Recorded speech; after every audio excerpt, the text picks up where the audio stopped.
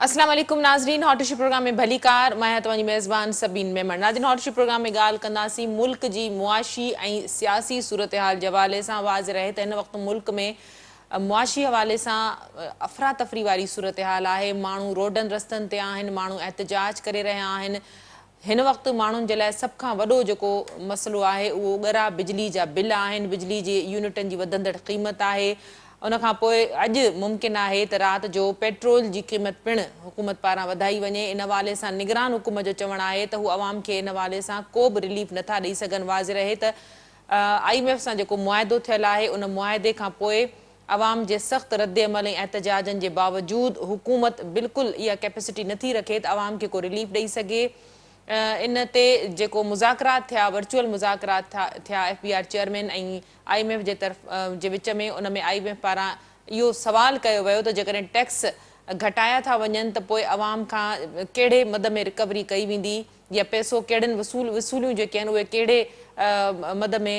जेके आहिनि से कलेक्ट कयूं वेंदियूं। इन हवाले सां IMF पारां चयो वियो आहे त उन्हनि खे लिखत में इहो प्लान ॾिनो वञे। जॾहिं त इन खां पोइ हुकूमत वाज़े तौरु इहो चई छॾियो आहे त ॾुखियुनि हालतुनि बावजूदि, सख़्तु मुआशी बहरान बावजूदि अवाम खे रिलीफ कंहिं बि हवाले सां नथो ॾेई सघिजे। वाज़ रहे त रुगो बिजली जूं ॻरियूं क़ीमतूं या बिजली जा ॻरा बिल माण्हुनि जे लाइ मसइलो न आहिनि बणियल। महदूद आमदनी जा वसीला, पेट्रोल जी लॻातार वधंदड़ क़ीमत ऐं ॿियनि ख़र्चनि माण्हुनि खे हिन वक़्तु बिल्कुलु मुंझाए छॾियो आहे। हिकिड़ी तहरीक जी शुरूआति थी चुकी आहे। जॾहिं त इन सूरत हाल में जिते निगरान हुकूमत जी कैपेसिटी बि तमामु घटि आहे, ज़रूरत इन ॻाल्हि जी आहे त मुल्क में आम चूंडूं करायूं वञनि त जीअं ईंदड़ हुकूमत इन्हनि सभिनी मामलनि खे ॾिसी सघे। इन हवाले सां पीपल्स पार्टी जे वफ़द पिणु इलेक्शन कमीशन सां मुलाक़ात कई। 90 ॾींहंनि अंदरि पीपल्स पार्टी पारां चूंडुनि जो मुतालबो जिते रखियो वियो त उते अॼु दुबई में अहम जेका पीपल्स पार्टी जी मुलाक़ात आहे, गॾिजाणी आहे। इन समूरी सूरत हाल ते ॻाल्हाइण जे लाइ असांखे सीनियर एनालिस्ट बदर समेजो साहब जॉइन कयो आहे। बदर साहब भली कार तव्हां असांखे प्रोग्राम में जॉइन कयो।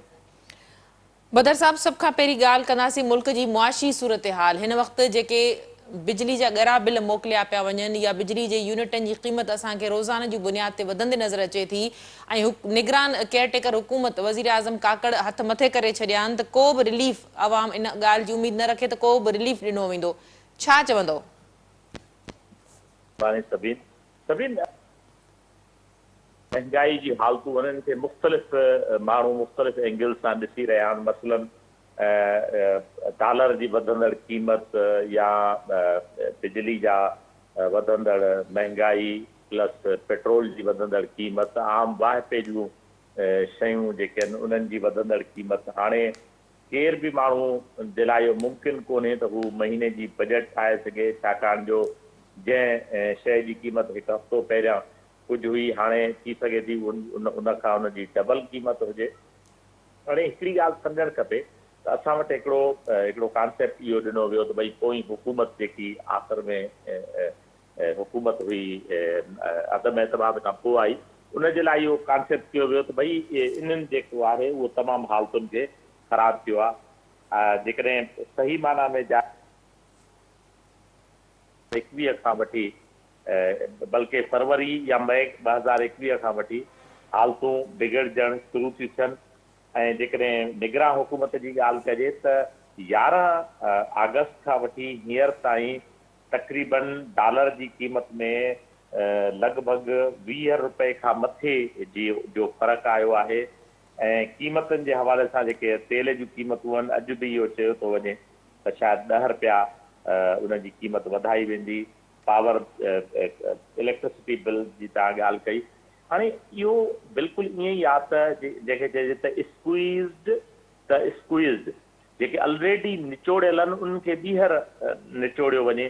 यानी तव्हां जॾहिं बिजली जा बिल वधीक था वठो, तव्हां जॾहिं पेट्रोल जी क़ीमतूं महांगियूं था कयो, त तव्हां दरअसल उन्हनि माण्हुनि खां पैसा उगाइण जी कोशिशि था कयो जेके ऑलरेडी कंहिं न कंहिं तरीक़े सां कंहिं न कंहिं मद में टैक्सिस अदा करे रहिया आहिनि। हाणे हीअ ॻाल्हि सम्झणु खपे त आम माण्हू डायरेक्ट या इनडायरेक्ट हर हिकु शइ ते टैक्स ॾिए पियो। मामिलो इहो आहे त हुन जेके आम वाहिपे जूं शयूं आहिनि, मिसाल जे कॾहिं खीर, इहो कीअं मुमकिन आहे त कंहिं माण्हू जी ज़िंदगी खीर खां सवाइ गुज़री सघे? इहो कीअं मुमकिन आहे त सब्जियुनि भाॼियुनि खां या अटे या चांवरनि खां सवाइ या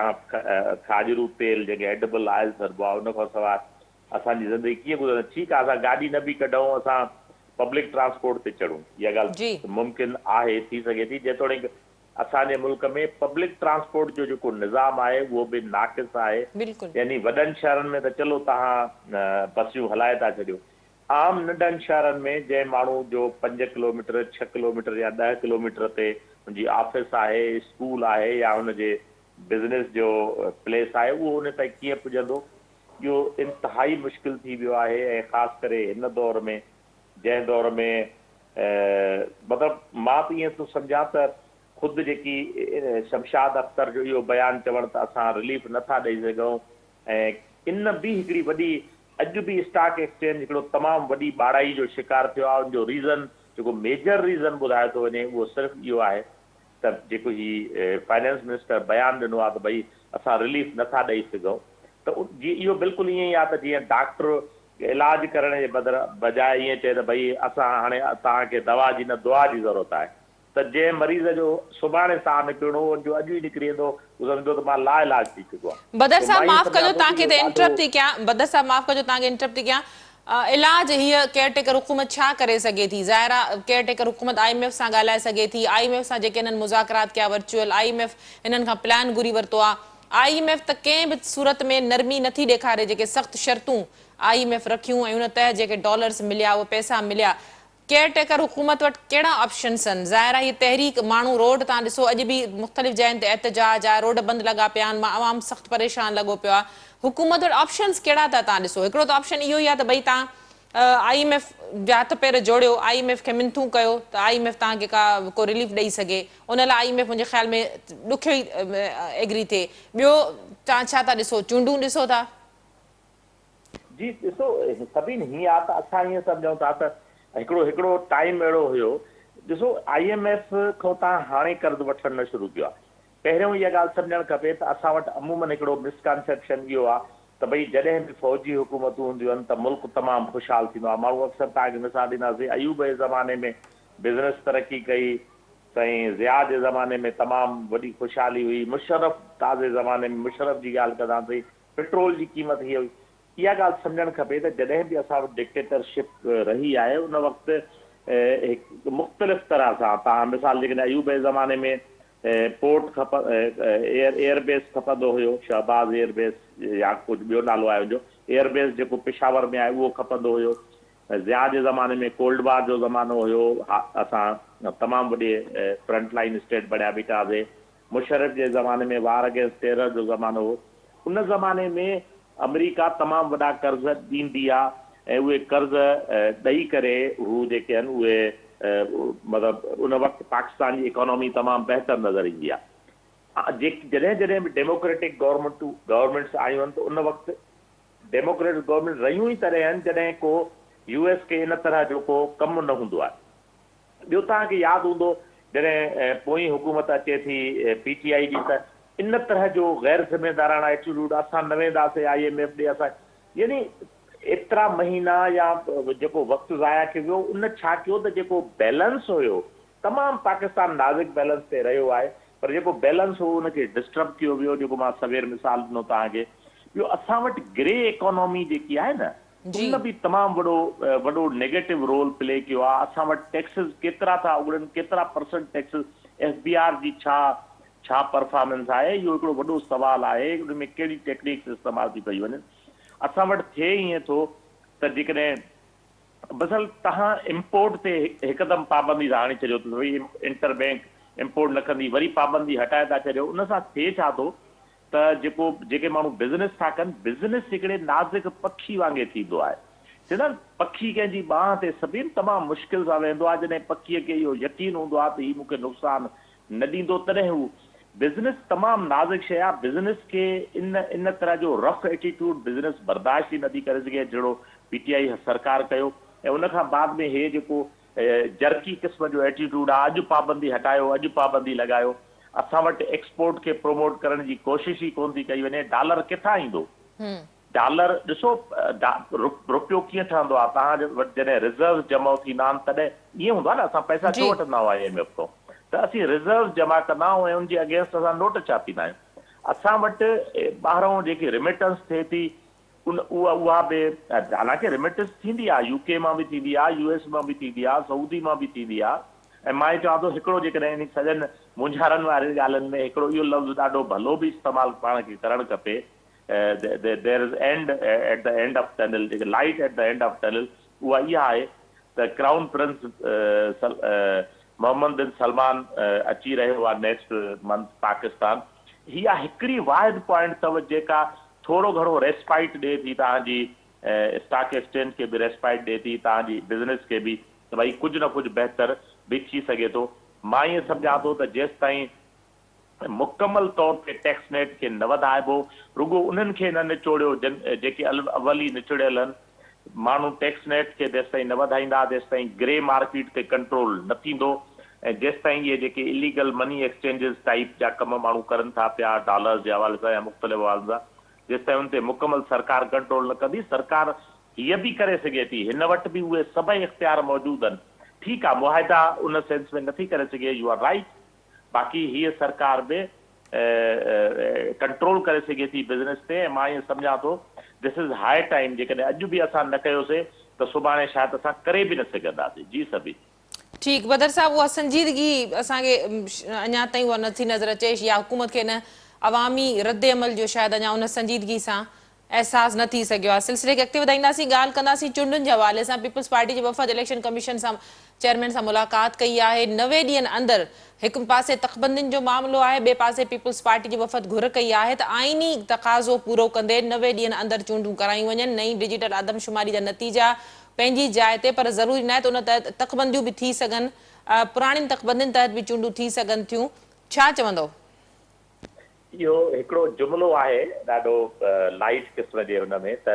don't grow up, it's a trap. चवंदा त वॾो न थी जाए, इहो ट्रैप अथई। जी ॾिसो, पीपल्स पार्टी अॼु बेशक उहो मुतालबो करे थी, पर पीपल्स पार्टी खे इहो सम्झणु खपे आहे त जॾहिं उहो मतिलबु हथ छॾे जंहिं महिल उहे सभई कानून साज़ियूं करण में गॾु बि थी ॿियनि पार्टियुनि सां, त उन वक़्तु इहो सम्झणु खपे आहे त it can be a trap.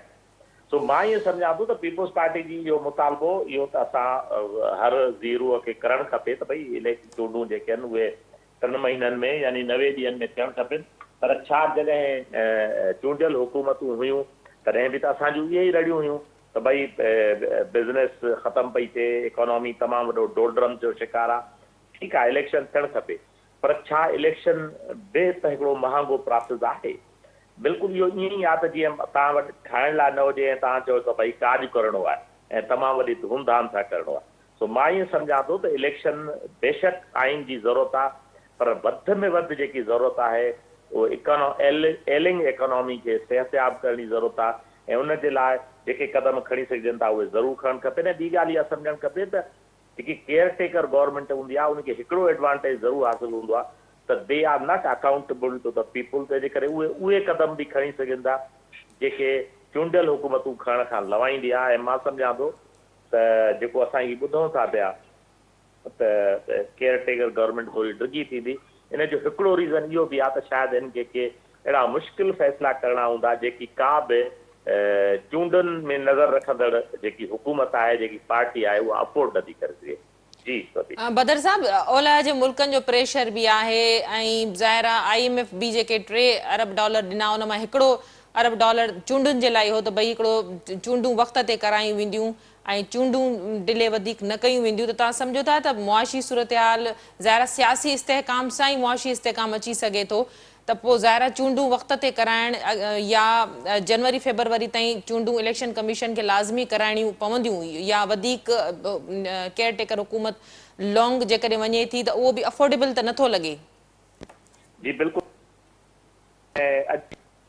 Election commission इहा ॻाल्हि कई बि आहे त बाय मिड ऑफ फेबरवरी हू चूंडुनि जे तरफ़ वेंदा। जेकॾहिं हू चूंडुनि जे तरफ़ नथा वञनि त हिकिड़ो ॿियो डेडलॉक पैदा थिए थो, जंहिं ते शायदि असां अवल बि ॻाल्हाए चुका आहियूं। उहो डेडलॉक आहे सेनेट जो डिसकंटिन्यू थियणु। सो इहो बि हिकिड़ो आइनी बहरान आहे। जेकॾहिं सेनेट बि ख़तमु थी थिए त यकीनन मार्च में सेनेटर्स रिटायर थींदा ऐं ॿियनि सेनेटर्स जी चूंड थींदी आहे, तंहिंजे करे फरवरी में जेको इलेक्टोरल कॉलेज आहे सेनेट जो, यानी स्पेशली सूबाई असेंबलियूं, उहे ज़रूरु मारज़ वजूद में अचणु खपनि जेकॾहिं सेनेट खे कंटिन्यू कराइणो आहे त। बाक़ी मां ईअं सम्झां थो त जेके अॼु जा हालात आहिनि मूंखे नथो लॻे प्रेशर यकीनन आहे पर जेके हालात आहिनि इहा बि ॻाल्हि तव्हांजी दुरुस्त आहे त इलेक्शनूं ख़ुदि हिकिड़ो न थियणु हिकिड़ो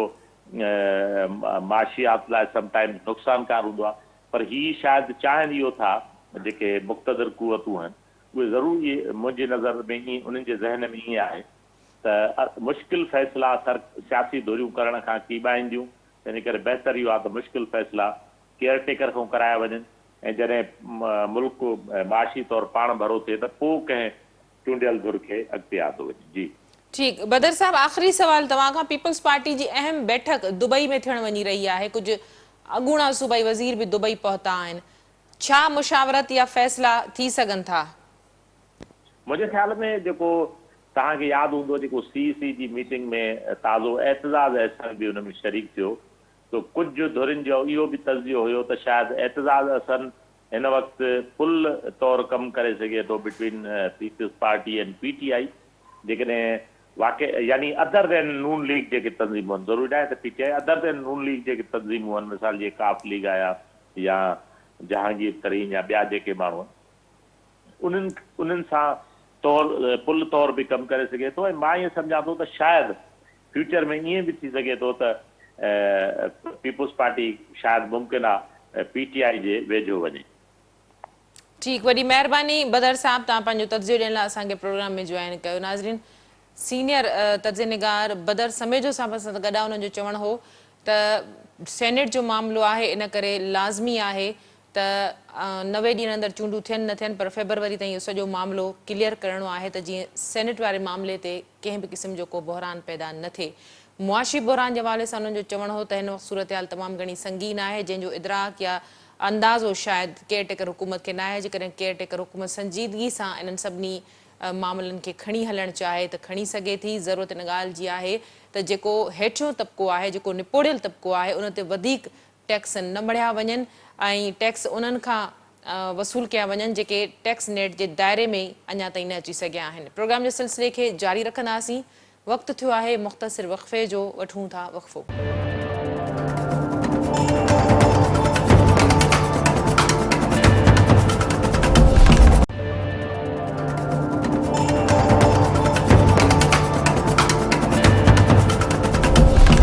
वेलकम बैक नाज़रीन प्रोग्राम के सिलसिले के अॻिते वधाईंदासीं प्रोग्राम के ॿिए हिसे में ॻाल्हि कंदासीं फातिमा फरड़ो क़तल केस के हवाले से वाज़े रहे त रानीपुर में पीरन की हवेली में बेदर्दी से बेरहमाने तरीक़े से फातिमा फरड़ो जो क़तल उन ते जिनसी तशद्दुद हवाले से जो मुख्य जवाबदार है असद शाह उनके अॼु वधीक अदालती रिमांड लाइ पेश कयो वियो जॾहिं त 14 ॾींहनि जे रिमांड की दरख़्वास्त खां पोइ अदालत पारां मुख्य जवाबदार असद शाह ऐं ॿियनि जो 7 ॾींहनि जो रिमांड ॾिनो ऐं जंहिंखां पोइ उनखे पुलिस जे हवाले करे छॾियो पुलिस जो मौक़िफ़ हो त मुख्य जवाबदार असद शाह पुलिस सां जांच में सहकार न करे रहियो आहे पुलिस अञा उनजे मोबाइल जो कोड बि रिकवर न कराए सघी आहे अदालत खे इहो पिणु ॿुधायो वियो त जवाबदार खां वधीक पुछा ॻाछा जी ज़रूरत आहे जॾहिं त इन केस में फयाज़ शाह ऐं हिना शाह जी गिरफ़्तारी पिणु अञा ताईं न थी सघी आहे इन सवाल हवाले सां बि केतिरा ई सवाल उथी रहिया आहिनि जॾहिं त अञा ताईं हतमी जेका पोस्टमार्टम रिपोर्ट आहे उहा साम्हूं न अची सघी आहे CCTV कैमराउनि जी फॉरेंसिक रिपोर्ट साम्हूं न अची सघी आहे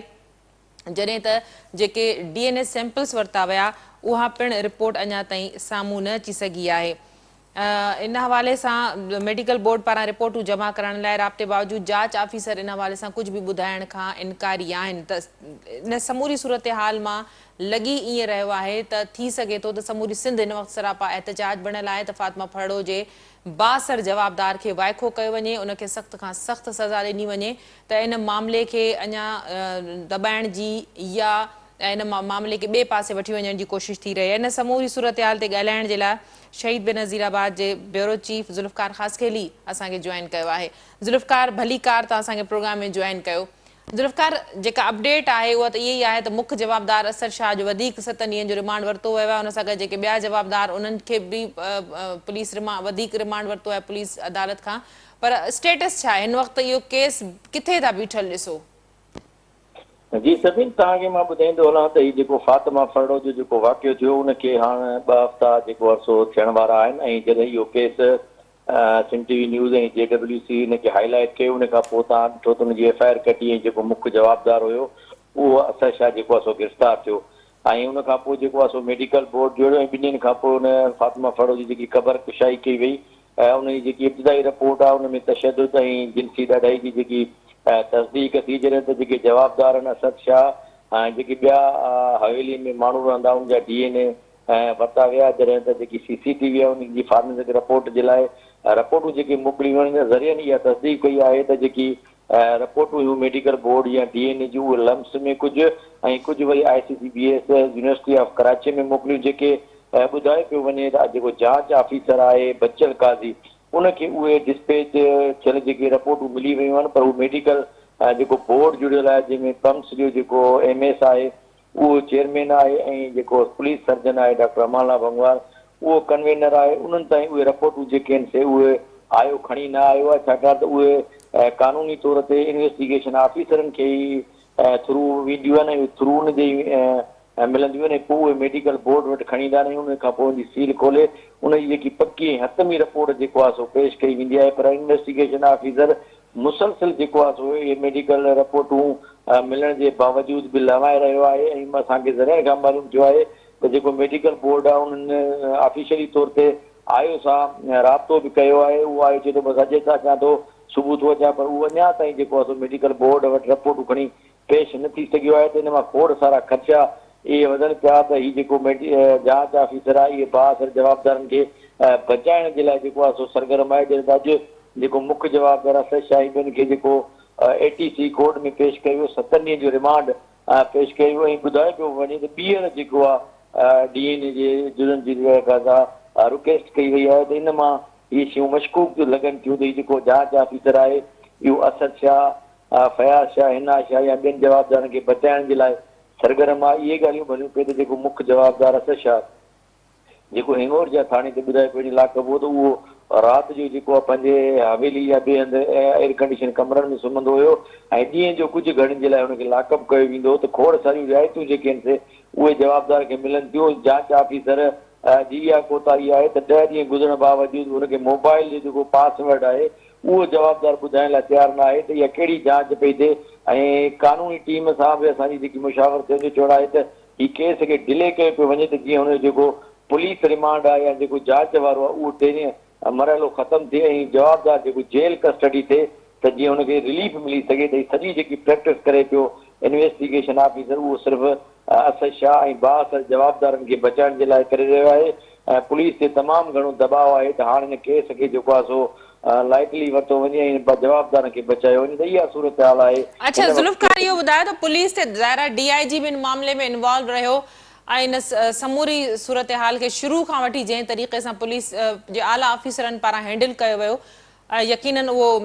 दाद ॾियण जहिड़ो आहे। पर हाणे इन मामले खे अची ॿिए तरफ़ रुख करण जी जेका साज़िश थी रही आहे उन में आला इख़्तियारियूं या पुलिस जे ऑफिसरनि ते को सियासी दबाव आहे या ॿियो को मामिलो आहे, छा चवंदो?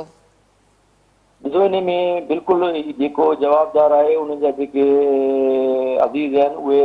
बाअसर आहिनि ऐं उहे सदाईं हुकूमत में रहिया आहिनि। त शुरूअ में जेको DIG सखर जावेद जिस्कानी या SSP मीर रोयल ख़ान खोसे जो उनजो छाकाणि अवामी तमामु दबाव तमामु घणो सिंध जो शऊर एतिरो त जागिल जो तव्हां ॾिठो त राणीपुर जे शहर तोड़े खानवान हर हंधि जेके हज़ारनि जी तइदाद में माण्हू जेके आहिनि से मुज़ाहिरा हुआ। Social media electronic print media ते जेको तमामु घणो दबाव हुयो त उन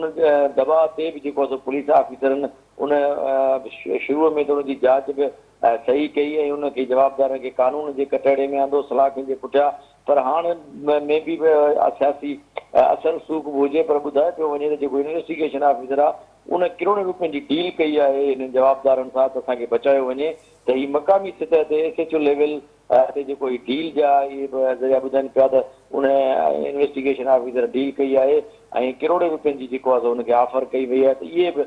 ख़दशा ॾेखारिया पिया वञनि। अच्छा ज़ुल्फ़कार, इहो ॿुधायो त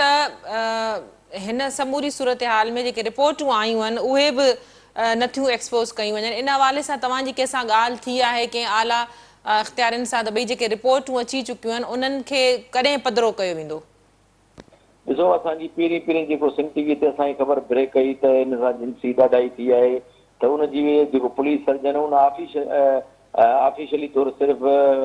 फ़ोन ते उन तस्दीक कई त उहा रिपोर्ट ॾियण खां पहिरीं इनकार कयो ऐं पोइ बाद में उहा रिपोर्ट जेकी प्रिवेंट रिपोर्ट आहे उहा जेकी आहे सा स्क्रीन ते आई या मीडिया खे मिली त हिन वक़्तु बि जेकी DNA रिपोर्ट खे लिकाए पियो छाकाणि मेन DNA रिपोर्ट आहे ऐं हुनजी डेथ ऑफ काज़ ॿुधाए पियो वञे त हुनजी डेथ ऑफ काज़ जेको ज़रियनि खां मालूम थियो आहे त हुनजी जिंसी ॾाढाई असां बेदर्दी सां थियो आहे उनजे करे थी आहे ऐं हुन सां जेके DNA जेकी जवाबदार आसिश आहे उनखे लिकाइण जे लाइ सॼी प्रैक्टिस कई पई वञे त रिपोर्टूं जेके आहिनि लेट सां पेश कयूं हुन में का फेर फार कजे इन हवाले सां सॼी जेकी असां प्रैक्टिस कई पई वञे। ज़ुल्फ़कार इहो ॿुधायो त फातिमा फरड़ो जे वालदेन सां तव्हांजी का ॻाल्हि ॿोल थी आहे, उन्हनि खे बि धमकियूं मिली रहियूं आहिनि, उन्हनि ते बि प्रेशर विझण जी कोशिशि कई पई वञे? बिल्कुलु जेके वालदेन आहिनि अॼु सुबुह बि मुंहिंजी हुनजे वालद पाण मूंखां रोज़ु जेको आहे सो कॉल बि कंदो आहे या मां कंदो आहियां जेको हुनजो ॿियो आहे जंहिं केस खे सॼो खयो आहे नदीम फरड़ो जेको फातिमा फरड़ो जो वेझो रिलेटिव आहे उनजो चवणु आहे त बिल्कुलु असांखे पहिरीं धमकियूं ॾिनियूं हुयूं बि जेके हवेलीअ मां त हिना शाह जो नालो न खणो ऐं मुख़्तलिफ़ तरीक़नि सां हुनखे थ्रेट